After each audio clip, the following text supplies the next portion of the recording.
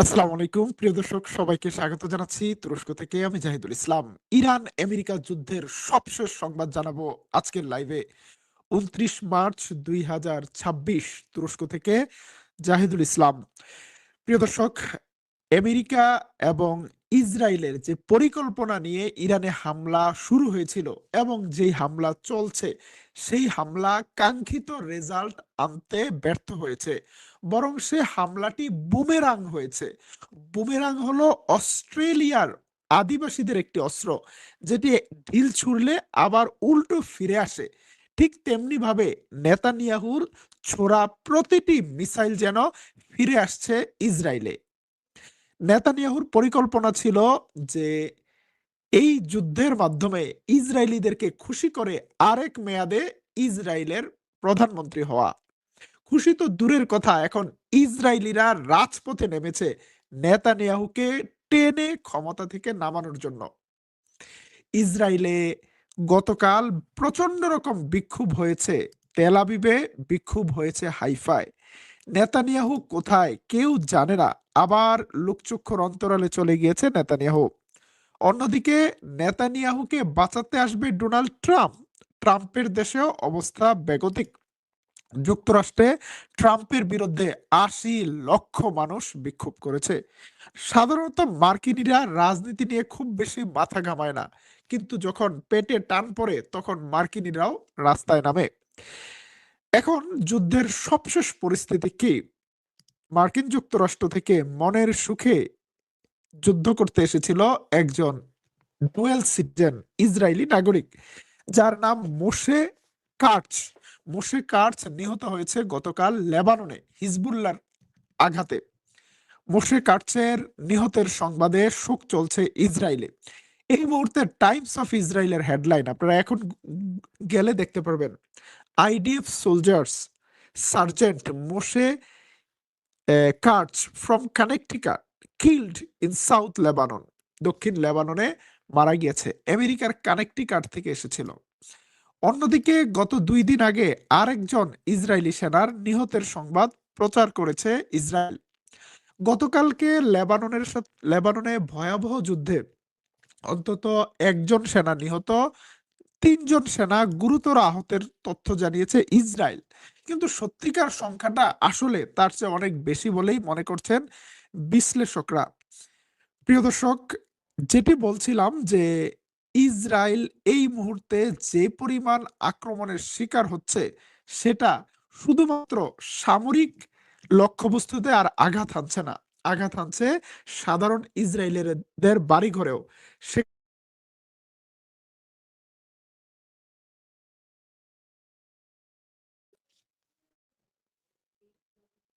আজকে আমরা আপনাদেরকে আহ, একটি ভিডিও দেখাচ্ছি হিজবুল্লাহর সর্বশেষ একটি আক্রমণ ইসরায়েল টার্গেট করে।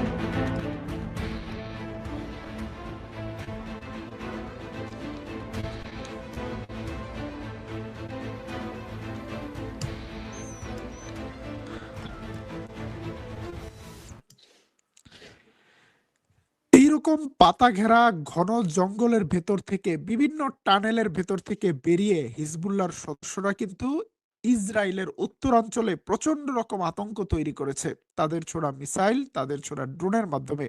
সেই সাথে অগ্রসরমান ইসরায়েলি সেনাদেরকে তারা টার্গেট করে প্রতিদিনই তাদের ট্যাঙ্ক, তাদের নামের এয়ার সামরিক যানগুলো ধ্বংস করছে। সেই ভিডিও আমরা আপনাদেরকে দেখিয়েছি। এখন আমেরিকার একটা বড় ধরনের ক্ষয়ক্ষতির সংবাদ এসেছে। সৌদি আরবে গত শুক্রবার যে হামলা হয়েছিল, সৌদি আরবে প্রিন্স সুলতান নামক একটি আহ, সামরিক ঘাঁটিতে, সেই আক্রমণে ৩টি বিমান ক্ষতিগ্রস্ত হয় বলে আমরা জানতে পেরেছি। সেই বিমানগুলো এতটাই ক্ষতিগ্রস্ত হয়েছে যেগুলোকে রিপেয়ার করার মতো আর কোনো ব্যবস্থা নেই। কিন্তু তার চেয়েও ভয়ঙ্কর সংবাদ হলো, এই বিমানগুলোর মধ্যে একটি বিমান হলো কৌশলগত বিমান, যেই বিমানটি আমেরিকার একটি আর্লি ওয়ার্নিং অ্যান্ড কন্ট্রোল বিমান।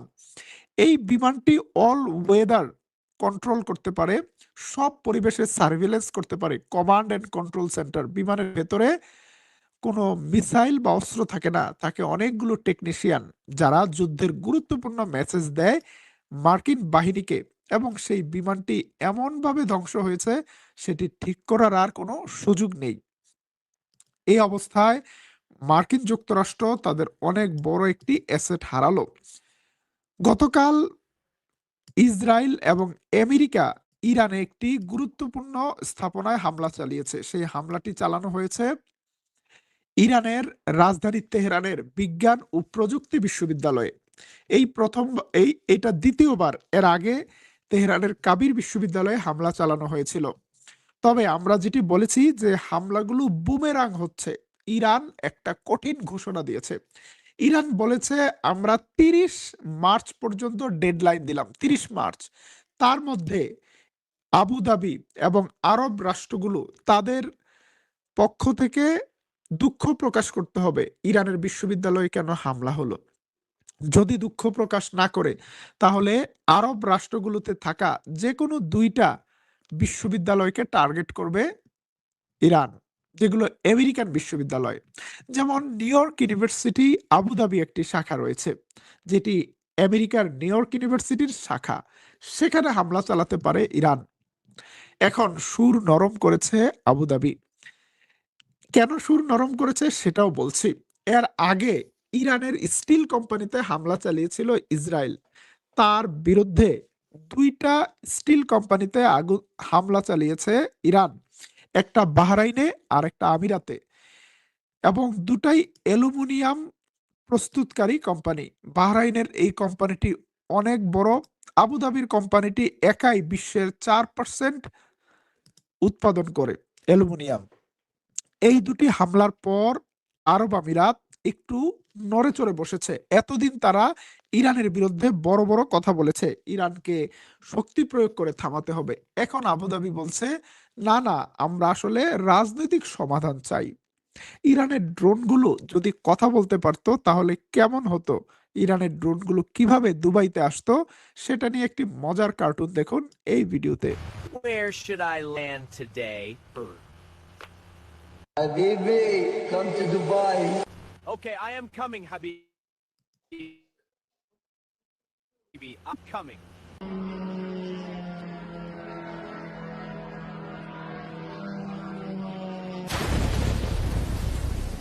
সুতরাং আবুধাবি কিংবা দুবাই এখন বিপদে পড়ে তারা কিন্তু সুর বদল করছে। কিন্তু সুর বদল করলেও খেলাটি এখন এমন এক জায়গায় রয়েছে, এখান থেকে ব্যাক গিয়ারে যাবে না ইরান।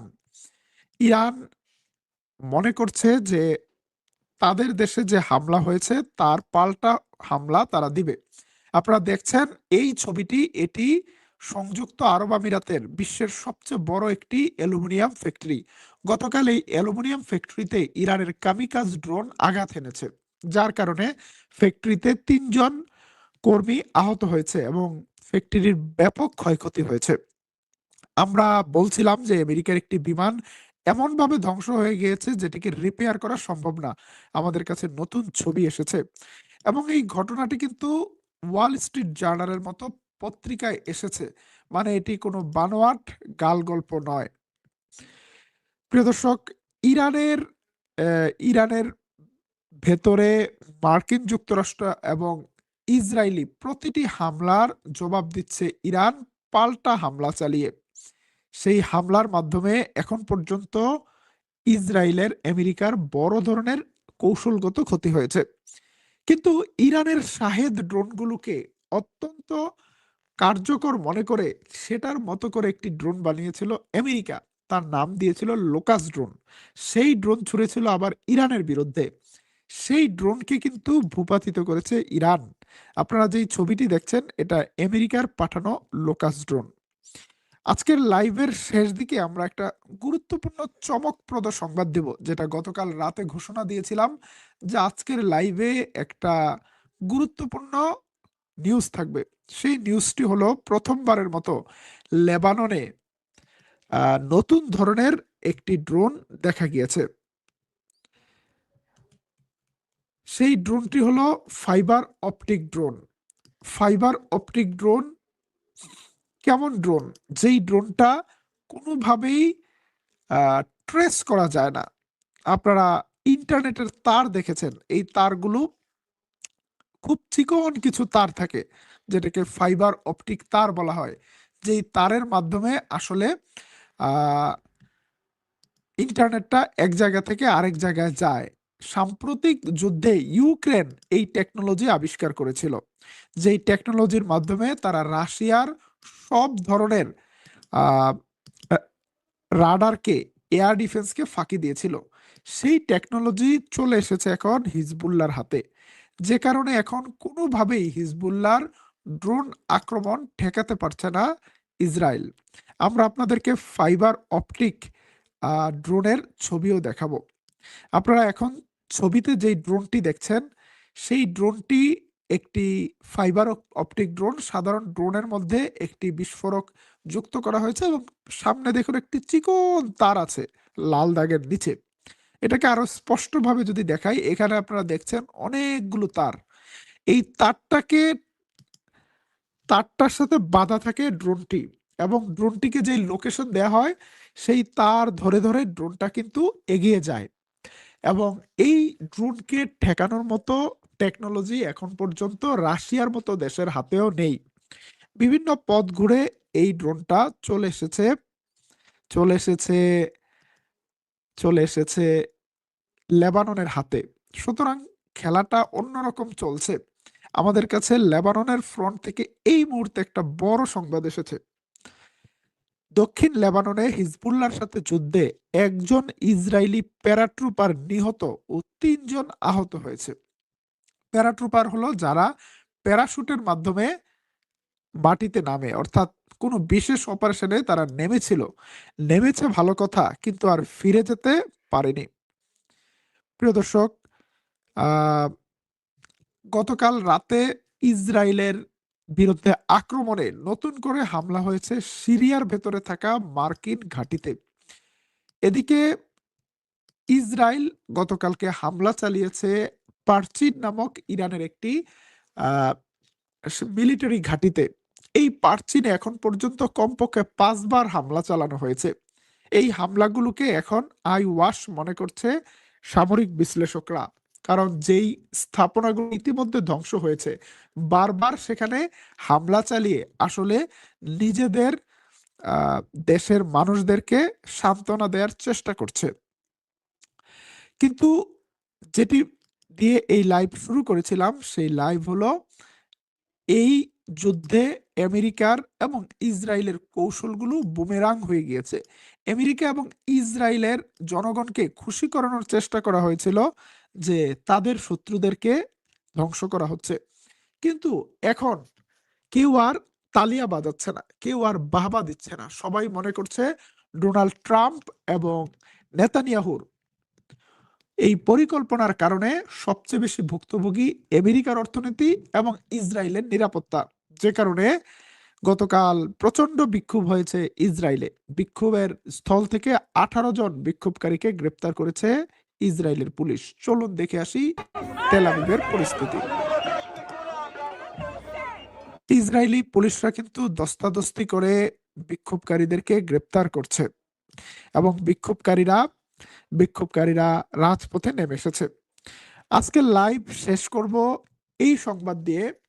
এই যুদ্ধের শুরুতে একটা বিক্ষোভ ছিল, সেই বিক্ষোভটি ছিল নেতানিয়াহুর দুর্নীতির বিরুদ্ধে, নেতানিয়াহুর বিচারের দাবিতে।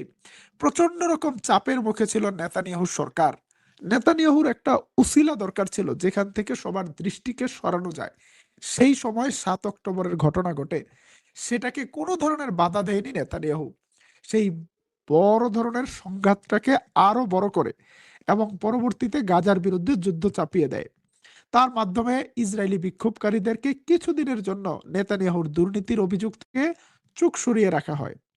কিন্তু গাজা যুদ্ধ বন্ধ হলে নেতানিয়াহুর দরকার নতুন যুদ্ধ। ইসরায়েল সিরিয়ার সাথে অনেকবার পায়ে পাড়া দিয়ে ঝগড়া করার চেষ্টা করে, সিরিয়ার ভূখণ্ড দখল করে সিরিয়ার ভেতরে সৈন্য পাঠায়, কিন্তু সিরিয়া কোনোভাবেই ইসরায়েলের ফাঁদে পা দেয়নি। সিরিয়া বরং তুরস্ক, আমেরিকার মাধ্যমে ইসরায়েলকে চাপ দিয়ে ঠান্ডা করে, তারপর ইয়েমেনের বিরুদ্ধে যুদ্ধ বাঁধানোর চেষ্টা করে। এইভাবে অনেকগুলো আরব রাষ্ট্রে অস্থিতিশীলতা তৈরি করেও নেতানিয়াহু ক্ষমতা থাকতে চায় এবং নেতানিয়াহুর হাতে শেষ কার্ড ছিল ইরান। শেষ পর্যন্ত ইরানের বিরুদ্ধে হামলা চালিয়ে ভেবেছিল আবারও ক্ষমতায় আসবে, কিন্তু বুমেরাং হয়েছে নেতানিয়াহুর পরিকল্পনা। ইসরায়েলের জনগণ এখন ইরানের মিসাইল, হিজবুল্লাহ ড্রোন এবং হুতিদের মিসাইলের হামলায় বাড়িঘর ছাড়া হয়েছে। তারা বারবার আশ্রয় কেন্দ্রে যাচ্ছে, আসছে, আসছে, যাচ্ছে। কোথায় তাদের বাড়ি আর কোথায় তাদের আশ্রয় কেন্দ্র ঠিক ঠিকানা পাচ্ছে না।